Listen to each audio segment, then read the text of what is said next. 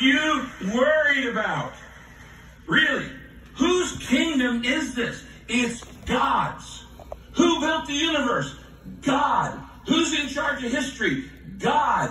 Who wins in the end? God's people. Who is the only thing that's going to last for eternity? God's church. God's family forever and ever and ever. In the big battle, cosmic battle that's going on between good and evil, are there skirmishes? Yes. Are there battles that are tactically lost? Yes. But the outcome is never in doubt. In World War II, when America entered the war, from that point on, there was never any doubt who was going to win. Because the Allies had superiority in manpower and even people power. I mean, in technology power. Now, were there battles that were lost after America entered war? Of course there were.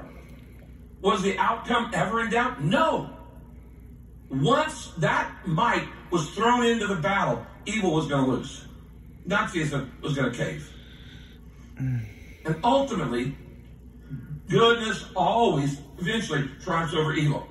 You know all the dictators who are in charge in countries around the world right now? Let me tell you one thing about every dictator in the world. I am a predictor on this.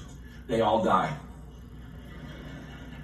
Okay, so I don't care who it is, the guy's not staying in power forever. They all die. One day, his kingdom's over.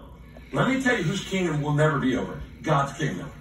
So I am so tired of these embarrassed believers and wimpy disciples who are afraid of everything that's happening in the world. You're on the winning side. If you're going to be a betting man, bet on the kingdom of God. Because it's going to win, ultimately, in the end. So, you belong to God. God's Spirit is in you, and He's far more powerful than the spirit of this age. The Spirit is in the world, so you don't need to be afraid. Now, one of the reasons you get afraid is, again, you're not in this book. Because if you're reading this book, you would read, well, God helped them in the past, and God helped them in the past, and God helped them in the past, and God helped them in the past. So guess what? I probably can figure out that God will help me. And the more you read this book, the more your faith goes up. Here's an example. Next verse. About some people says, they did not conquer by their own strength and skill. By the way, you're not going to conquer in this new year by your own strength and skill.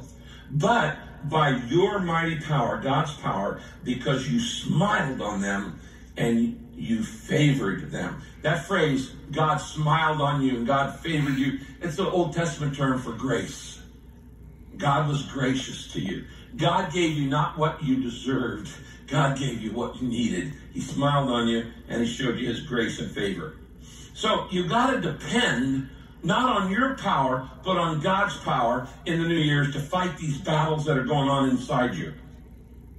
By the way, how do you know when you're depending on yourself and when you're depending on God? How do you know the difference? Oh, it's real simple. What are you praying about? If you are praying about that battle, you're praying about that problem in your marriage, your career, then you're depending on God. If you're not praying about that problem in your marriage, your career, or whatever, you're depending on yourself. Prayer is the thermometer of dependence. Now, listen to this. I've told this to you before. Much prayer, much power.